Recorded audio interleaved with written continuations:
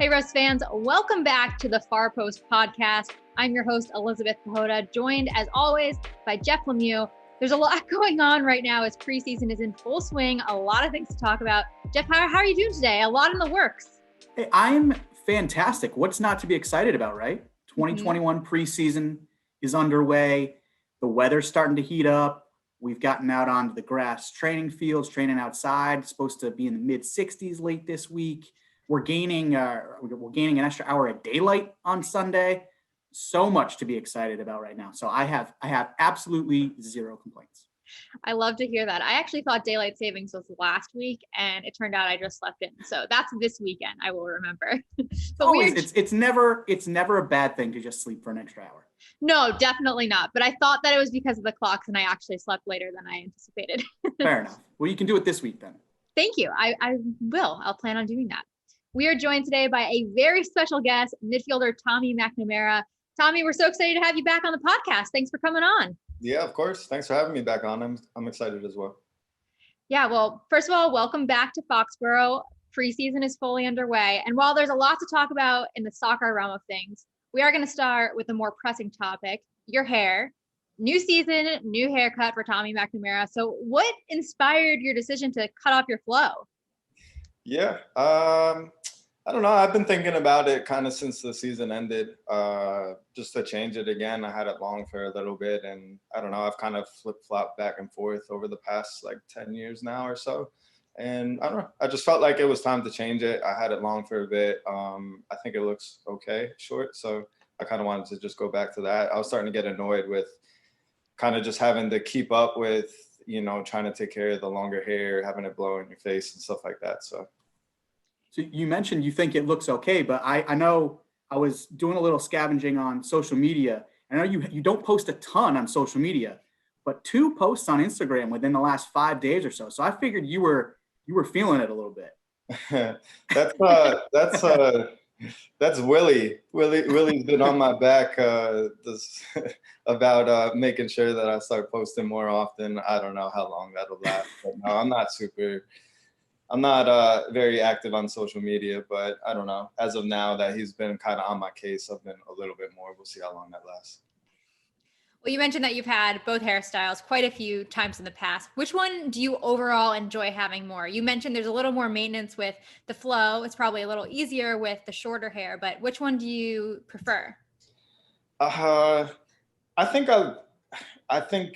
the shorter hair maybe suits me a little bit better.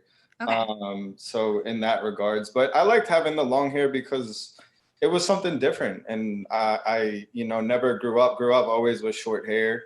Because I went to Catholic schools and you had to have short hair. And then finally, when I got off to college and went to Brown, kind of was able to make my own decisions in that regard. And so kind of just wanted to try different things, do different things. And so I enjoyed that piece of it.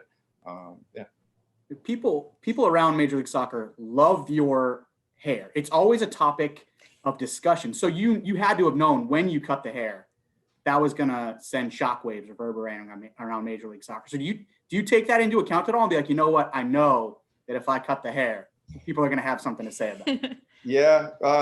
Well, it happened already once in my career. When I was in New York, I cut it short and didn't tell anybody and just honestly just showed up to a game. So it wasn't even like training or anything like that. And just had short hair and obviously saw the reaction just from my teammates and fans, and then obviously via social media, etc. So I knew that something to that degree was going to happen again. So it was in my mind. And yeah, I mean, the long hair and the headband is, I don't know, it kind of became like my thing a little bit over the course of my career, but I don't really personally put too much stock into it. How long did it take you to get used to seeing yourself in the mirror when you woke up in the morning? Because I'm sure it's a striking difference when you come downstairs the next day and you're like, okay, it's all gone. I did that. It wasn't a dream. Yeah. It's funny because I didn't even consider that. Like when I was thinking about cutting my hair, I didn't really consider that side of things when I got through cutting my hair. And so for at least the first few days, every time I saw myself in the mirror, it caught me by surprise. And I even mentioned that I think it was Teal when we were just kind of talking about it. I mentioned that to him. it's kind of, I don't know how long, it's only been like a week since I cut my hair. About now, I'm kind of used to it now, kind of. It doesn't really catch me by surprise now, but it definitely took a good like 4 or 5 days. I totally believe that. And you mentioned the other day too that you were actually watching film, and you had the short hair, and you didn't recognize yourself on film. Yeah, Scotty and I played together often, obviously, just as midfield partners because we play a similar position. And so all of last year, it was pretty easy as soon as a clip started to recognize who was Scotty and who was me. And this year, we've been training and we had some stuff filmed, and, you know, we went and watched the video. And as soon as the clip played, like I'm struggling to figure out who's Scotty and who's me, because obviously the camera's a little bit away.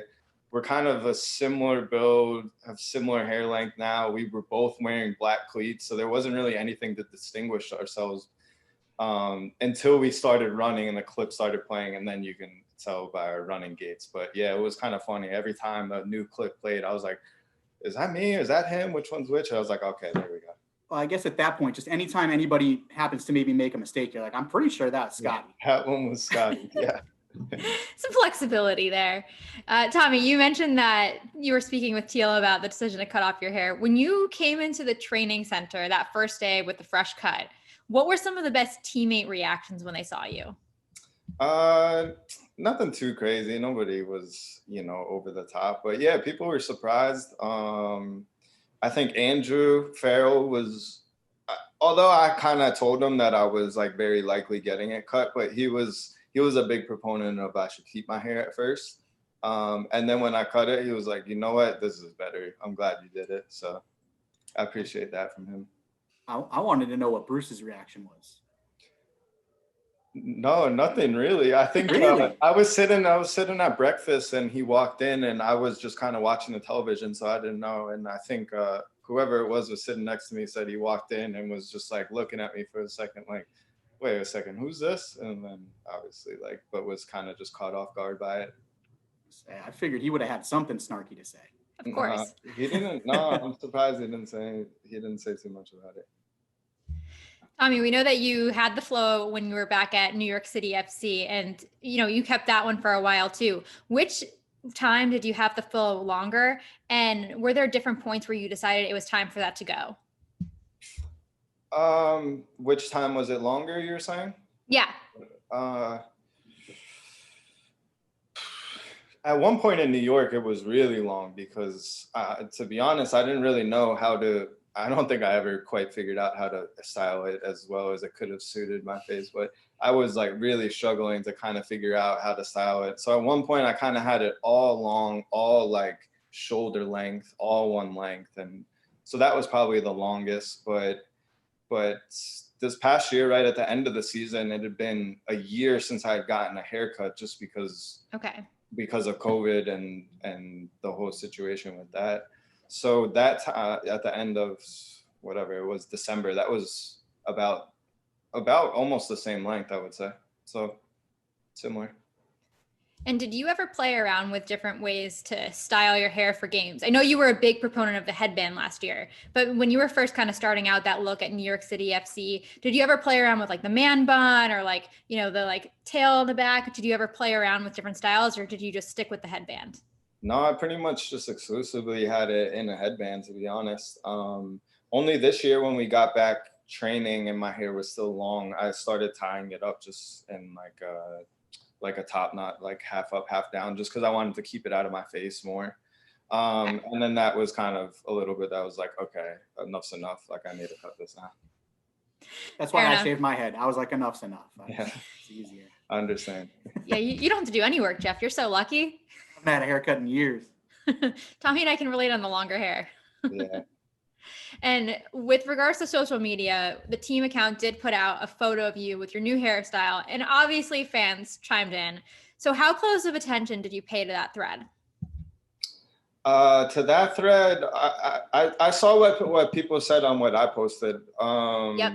On my social medias. What the club did, no, I didn't look. I talked to Willie, who was running the account and took the photos, and he told me a little bit about it, and he was just let me know well received so far for the most part. So I appreciate that. Well, it was well received, but the reason I'm asking is that some fans tried to chime in and name a celebrity lookalike for you. So a few celebrities that you kind of have a hairstyle similar to. Before I tell you who they named, who do you think that they thought you looked like? I would have had no idea, but I think I know the answer now because Willie told me. He was laughing about it and he was kind of sharing it with me, but he was saying McNamara. Yep, that was one of them. I don't know who else, so that was the only one he had told me. Okay. The other one is Gordon Hayward. Oh, from the basketball player? Yep. Okay. When if after the podcast, we can send you the thread. The pictures that people pulled up, it actually looks pretty similar to you. Well, yeah, I don't know. I did see. I guess I'm assuming that's not bad people to be. No, those are great people to have celebrity lookalikes for. Okay. I had seen someone else, I can't remember who, said, "Put your thumb over your hair. That's Brad Guzan's face. Tell me I'm wrong." And actually, I did it, and I was like, actually, I can see some Brad. Yeah, Guzan we look a little bit similar too. Yeah, a little bit. We also put out a picture of you prior to the podcast and asked if people had questions, and everybody wanted to know about the hair. That was the most pressing topic. Yeah, I think it's just obviously such a drastic change, and obviously it's not communicated with anybody beforehand. Like, I'm gonna do this, and it's just kind of you show up one day and you see something different, kind of taken aback because it's so different. But yeah. So I know a lot of moms have opinions on hair. Did you tell your mom that you cut your hair? And if so, what was her opinion when you told her? Because I know anytime that like any of my siblings do something with our hair, my mom always has something to say.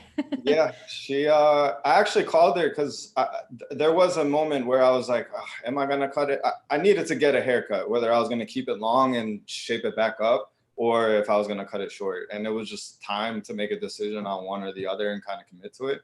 And so I was kind of like, what do I do? And we were just speaking about something else, just catching up. And she was like, well, what's going on with you? And I was like, well, I think I might cut my hair. And whatever, we talked about it. And she was like, yeah, I think you should cut it. She did not like the long hair. She's never really liked it. And so when I cut it, I think she was very happy about that.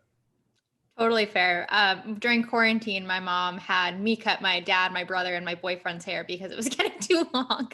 How'd you do? I did okay. I didn't mess any of them up, so that's a good thing. Nice. Yeah, my dad even had me do one of his over the off season, so that's a good sign. He brought me back into that circle. I don't think I'm ever going to volunteer for it, but if someone needs me to, I volunteer as tribute in that sense. Could be a little side hustle. Hey, you never know. The barber chair upstairs, right? Yeah.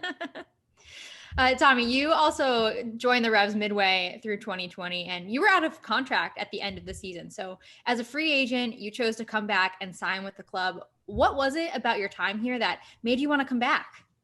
Yeah, it was, it was easy for me.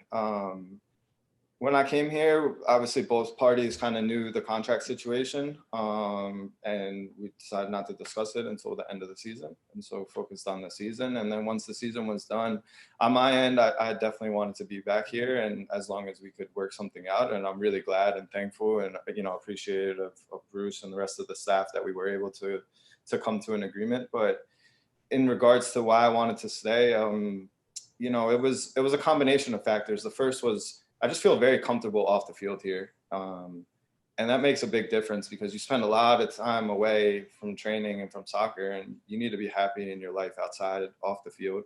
And so I feel very comfortable here.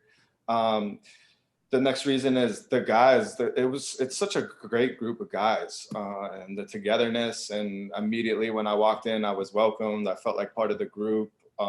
We had a lot of fun. There was a lot of enjoyment throughout the year. And so it was just a very good group of people that really makes like going into work, it makes it significantly more enjoyable because of the people you're with. The next reason was just the coaching staff. Right from the beginning, they really understood me as a player and a person. And throughout my career, I've kind of found with different coaches, some coaches have really understood me as a player and have asked me to do things that I am capable of doing and kind of suit my strengths. And other coaches kind of haven't figured out quite where I fit within the group. And so they've kind of asked me to do things that don't really play to my strengths. And that becomes more difficult, obviously, as a player. And so I felt very comfortable with the coaching staff. And the last part of it is, I just feel like this club I haven't been here before, but from from the outside looking in, it feels like it's just been built up and built up over the past few years.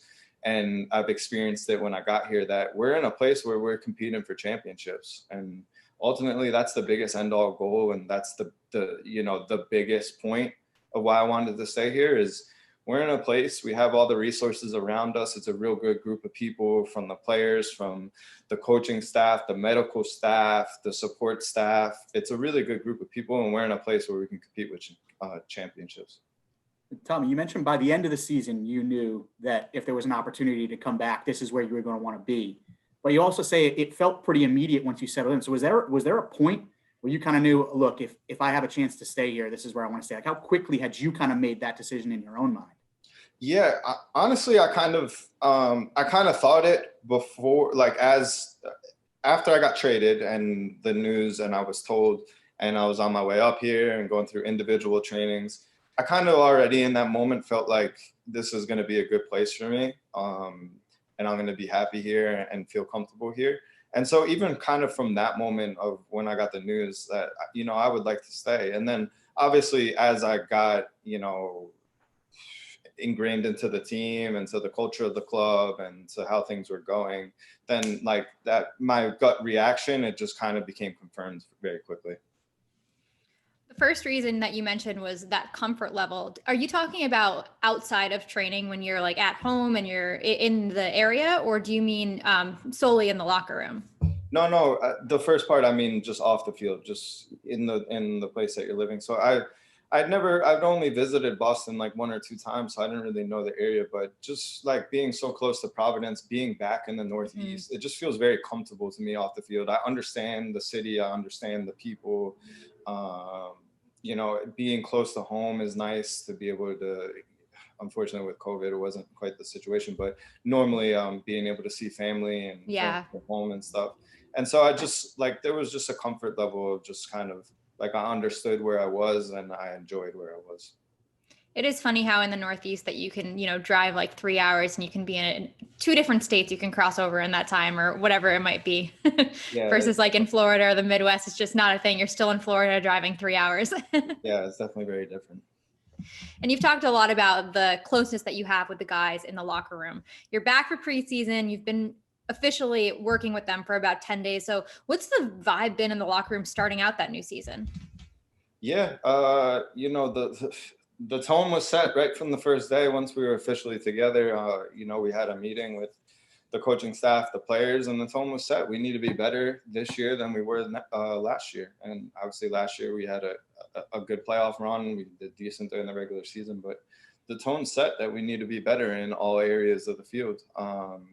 And so we understood that and recognized that. And, us as players feel the same way too. We want to be better. We want to get to the MLS Cup. We want to have the ability to go and win it. So that whole that set the tone right there. This is our mindset for this year. This is what we're doing our preseason for, and this is what we're getting prepared for to start our first games. But if you take that part kind of to the side, it's been a lot of enjoyment, kind of the whole group getting back together. Like I said, it's a real good group of people that enjoys working together. So there's been a lot of joy. There's been a lot of fun.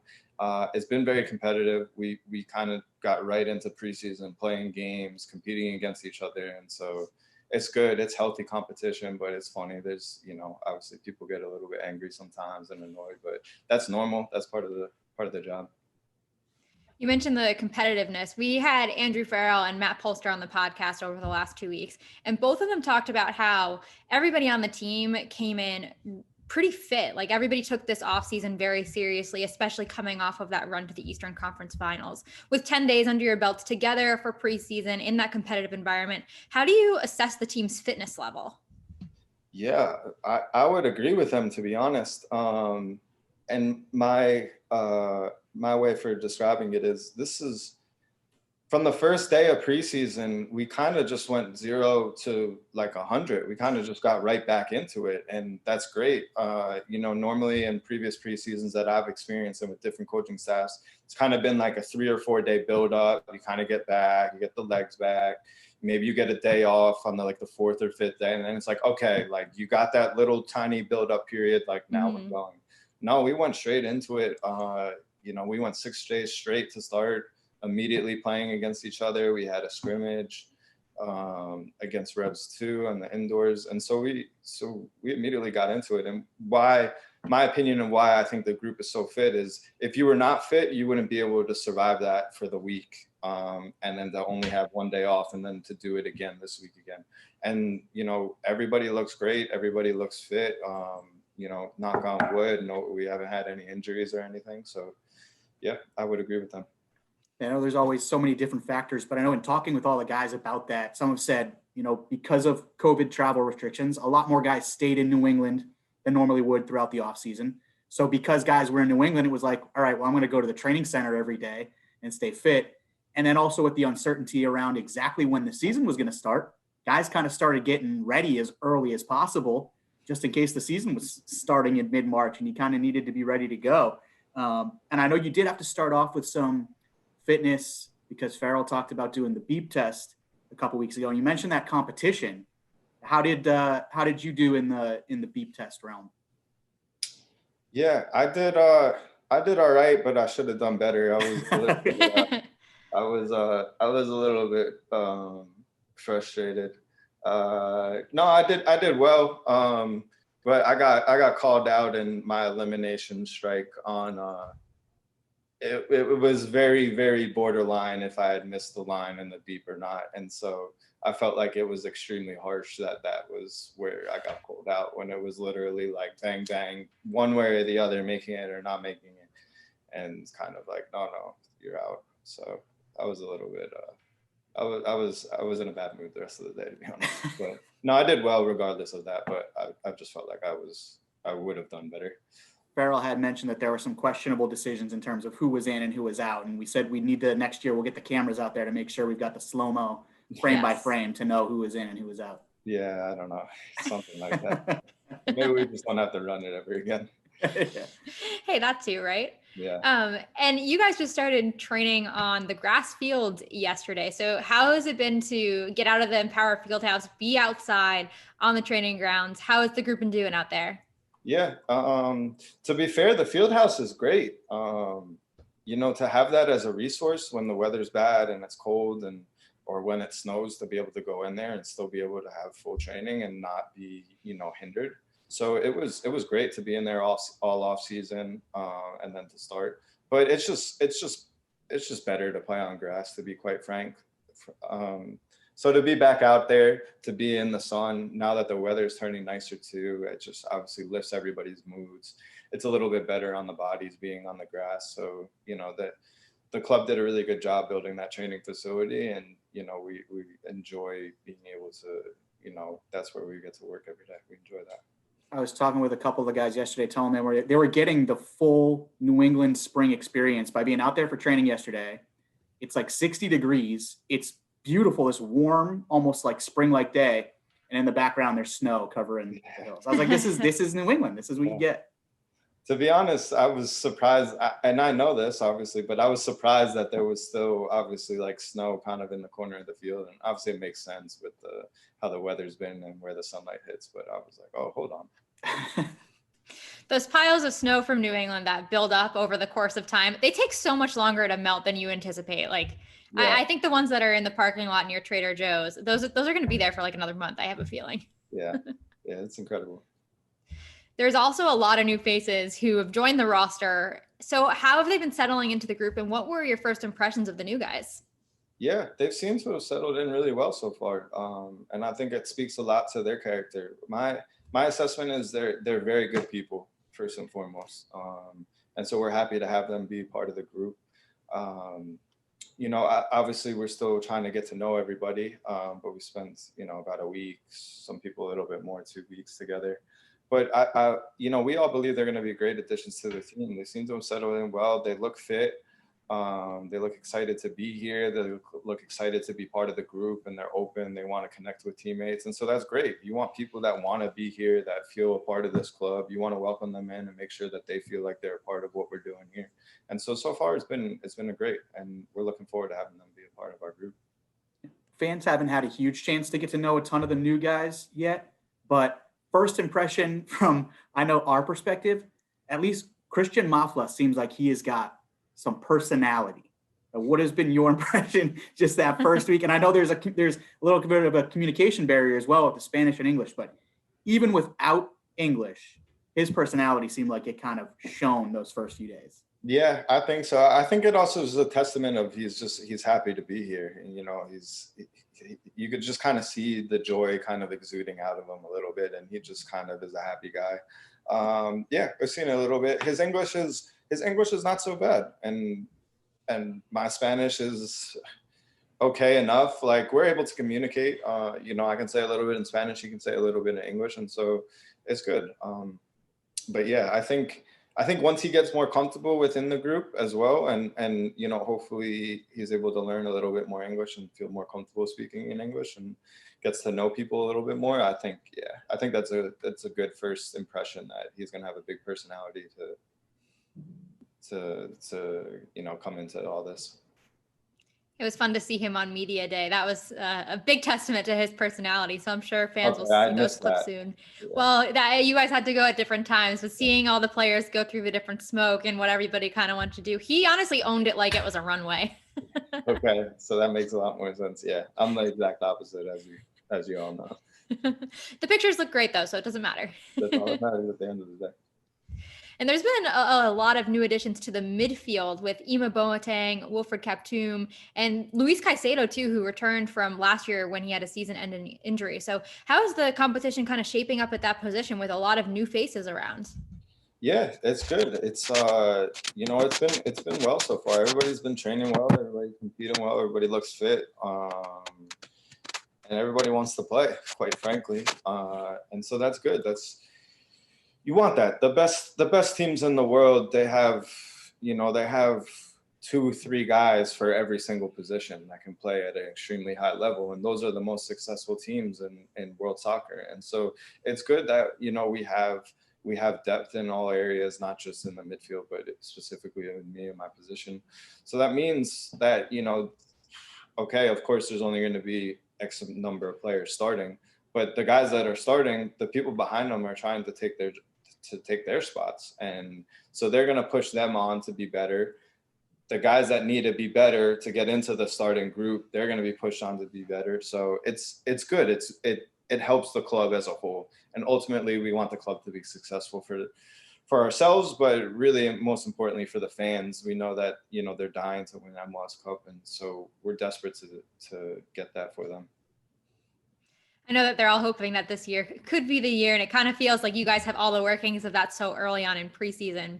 You guys are heading into LA on March 24th for a few weeks to get some competitive friendlies under your belt before the start of the season.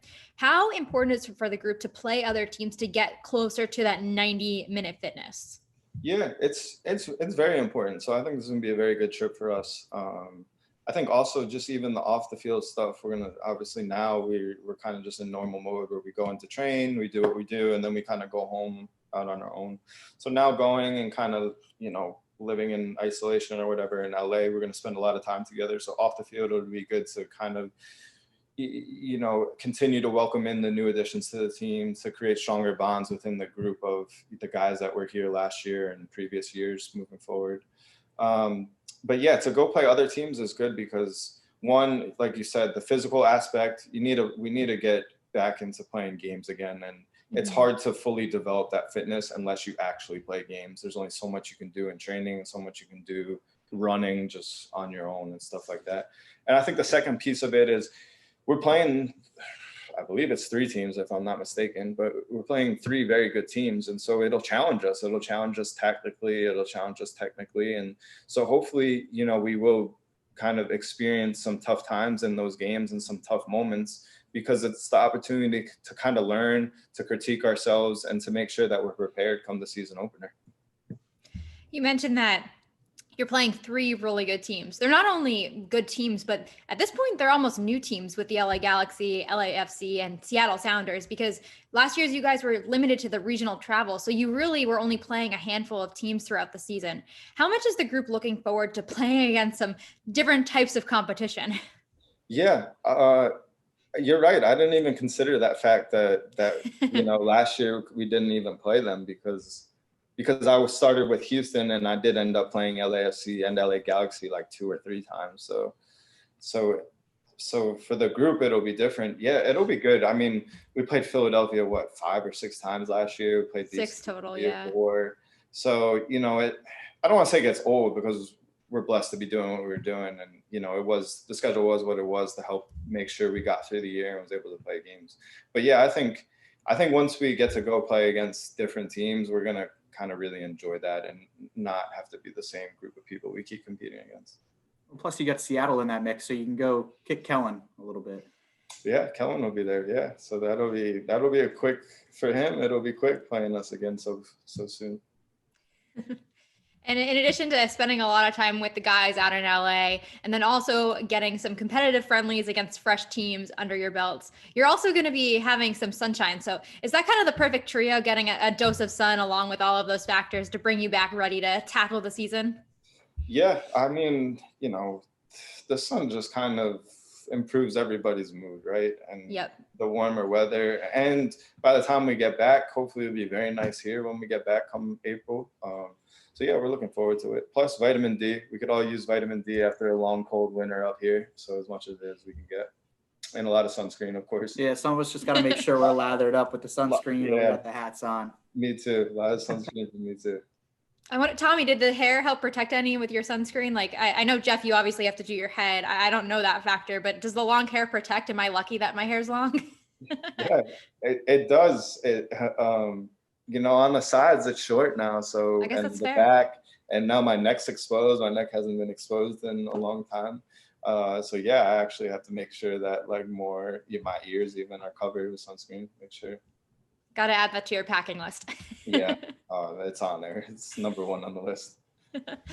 And we're just about 5 weeks away from MLS opening up on April 17th. How much are you looking forward to starting out the 2021 campaign and just getting back to consistent games with these guys? Yeah, for sure. We're very excited. It's been a long off season, obviously, for all the reasons that it has been. And so the thing we like to do the most, we like to play games. That's it. And, you know, we can only have this career for so long, and we want to play as many games as we can while we can. And I think the second piece of it is, I know me personally, I would assume, and I know for sure, the rest of the guys are excited to have the fans back. And so to hear the news that, you know, they're allowed back into the stadium is great. It'll be my first time playing in front of the fans. Hopefully this year be able to kind of develop a little bit of a personal relationship in a safe way, excuse me. And so, you know, as a group, as a whole, as a club, we're really excited to have them back. And we're excited where this season goes with them back in the building. There was one fan who'd reached out as well. As we mentioned, we were going to have you on the podcast if people wanted to ask questions. And someone actually said, now that fans are allowed back in the building, they're looking forward to the McNamara family being able to come out to games eventually, because they said that your family was so awesome at Providence games that's why they were looking forward to you joining the Revs, was to get that whole crew out to the game. So hopefully we'll see that in the near future as well. Yeah, no, my parents, they just got the vaccine, so they're good for them. I'm happy for them. And yeah, I'm blessed. I'm very lucky. You know, they come to, since I was a kid, but all the way through at college, being at Brown and you know, playing in New York, even playing in Houston and LA. I've been lucky that my parents have come to a lot of games. And so kind of being up here is great. They love coming to the games. I love that they love that and they want to be a part of this. And so I imagine that there'll be a lot of games this season for sure. I know when you guys walk out on the field, usually players take it all in. That's kind of one of the points of walkouts, is to be able to take in the atmosphere before you guys get down to start playing. So is it going to be different this year when you do see fans, and how do you kind of take that moment and grasp hold of it? Because it's so different, that return, versus something that I don't want to say players took for granted, because that's not the case, but it just seems so much more special now that they're going to be back. Yeah, it is different. You know, I know right at the end of the season when we played Philadelphia away once or twice, they were allowed to have just limited fans. And it was weird to just kind of like hear people chanting and yelling and, you know, yelling at you. Same with Orlando, when we played Orlando away. It was kind of like, oh, hold on, we're not used to this. Not like in a scared or just like in a surprised way, because the games have been so quiet from the outside. So yeah, it'll be exciting to have them back. And, you know, they bring the atmosphere into into the games. There's always the competitiveness, there's always the pressure, but what's lacking without the fans is the atmosphere and the tenseness that's kind of brought into the stadium. And so we're really looking forward to having that aspect back, and it's going to make the game more enjoyable for us to have, more emotions that we're experiencing. I know this team was super strong on the road last season. Having fans return, do you think that it kind of neutralizes, or unneutralizes the home field advantage for away games? Because it seemed like last year it didn't necessarily matter without fans. So when you go to other venues, will it bring a sort of intensity that wasn't necessarily there last year? I don't know, because we played with fans against Philadelphia. One game was not great, and then the other game we won. And we went to Nashville and they had fans and we ended up tying. And we went to Orlando away and they had fans and we won. So to be fair, our record was still good, whether they were allowing fans back into the building or not. I don't think we're really thinking about that much at all. I guess we'll see how it plays out. Yeah, of course, there's always, like, everyone always talks about it. And I think you could kind of probably even see it this past season, games without fans, that there is a home field advantage, and they do matter. But hopefully we can continue how well we did on the road last year. Hopefully it won't bother us. And then hopefully with our fans back, we can have an improved home form. That's something that we definitely need to improve on this year. And hopefully that'll put us in a better place come the end of the year. Heading into the season, you said that Arena took you guys in for a team meeting. What were some of the expectations that he outlined ahead of the season for you all? Yeah, I mean, it was pretty simple. It was, it was basically just, we need to be better in all areas. Defensively, on restarts, offensively, just in regards to, performances at home games and results at home games. And ultimately, we played well a lot of the time last year, but that didn't always result in us winning games or tying games that we should have. We might have played well from box to box, but then ultimately lost the game or didn't quite win the game in the two boxes. And so really the biggest point for us is we need to continue to play well and how we played well last year, and obviously can improve on that. But really we need to find ways to win games and to put the ball in the back of the net and make sure we keep the ball out. It seems like such a cliche, but it really does seem like Bruce's entire coaching philosophy is get better every day. I mean, every time we ask him about objectives for a season or anything like that, he's always at pains to say, look, we're not setting objectives for July, August, September. Our goal is to come in on Tuesday and make sure we leave a little better than we were that morning, and come in on Wednesday and make sure we leave a little better than we were that morning. Is that kind of the message he gets across to the group? Is like, look, just get better today and you'll be fine. Exactly. No, that's exactly the message that he portrays to us. And you're right. Like, it can be kind of like a cliche thing, improvement every day. But honestly, if you believe in it and if you buy into it and if you act in that way and that's your mentality, then it all adds up every day and you're going to be better and you're going to be in a better place individually and as a team. And I think what's so great about Coach is that he really just kind of simplifies everything. He doesn't try to overcomplicate things. And we're like, we need to have, 10 points by our first 4 games, and this is our schedule. We need to have 20 points by our 8 games or whatever it is. It's just, no, it's simple. Just focus on yourself, focus on your role within the team, and focus on today and tomorrow and the next day, that you improve and you get better and what you need to get better at. And ultimately things will take care of itself at the end of the day. And so that's why I think what's so great about him is that, he simplifies things. It's not, you don't have to overcomplicate everything. I love that. That's a great philosophy, getting better every day. Probably makes it a little more fun. Yeah. And a few random questions for you, Tommy. I know you said that you're really comfortable in the area and you like it a lot. So a couple favorites. Do you have a favorite takeout spot that you go to when you're home? Here in Boston? Yeah. Yeah, my favorite takeout spot is Fat Baby, the sushi place. Okay, Fat Baby and Southie. That's a good one. That's Yeah. a good one. They have great sushi. And do you have a favorite like local shop? It could be a coffee shop. It could be, I don't know, a clothing store, or just somewhere that you kind of frequent.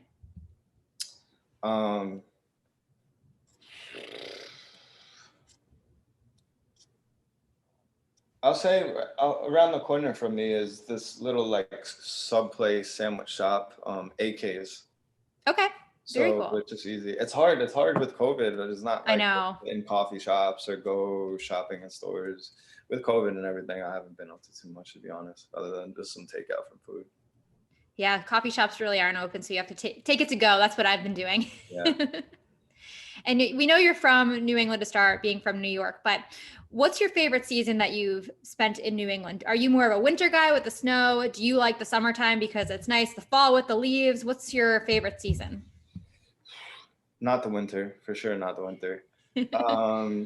No, I think it's hard to pick one. I mean, I think the summer is great, especially up here with the summer. I like going to the beach. There's so many beaches, obviously being on the coast, and there's so many nice beaches. So I'm really looking forward to that, even though it doesn't look like I frequent the beach. I do enjoy the beach. The spring is nice, obviously, like now, because it's been so cold, once the weather gets a little bit warmer, you feel great. So yeah, those two. I'm counting down the days until it stays warm. I know we have this nice stretch here, but it's a tease. I'll take it, but it's a tease. I know. Hopefully when we get back from LA, that's what I'm hoping. I have a good feeling. It's a good time for it to start getting warm in April. And then So. we want to ask you about some team superlatives. So you've been with these guys for a while now at this point, with the exception of the new faces that are coming in. So who would you nominate to be the team dad?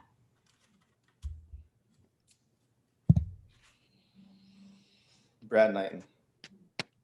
All right, I like it. And why? He's the oldest, but he's just a dad. He is a dad. He's got a couple kids. Like, he's very well put together, responsible. Like, make sure everybody's okay and doing the right things. He's very responsible. I can see that definitely. Brad absolutely fits that role, especially like you said, because he has kids. He legit is a dad. Yeah. I feel like Scotty Caldwell is such a common answer for that too. There are some guys who literally just call Scotty dad because he just like takes care of everything. But Brad Knighton is definitely the other most logical answer, I would think. I also love, I think this is what he was for Halloween, but I'm pretty sure he came in as a Taco Bell and dressed as a taco with a bell. And I feel like that's a good dad costume. Yeah, because he likes Taco Bell so much. Yeah, it is. Okay, who would you call the team prankster or jokester?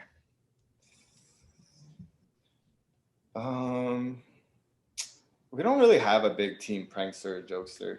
If I had to pick someone, but there's nobody really playing pranks and stuff. I would say Farrell, just because he's very vocal. He's very I don't want to say very opinionated, but he expresses his point of view strongly around the group.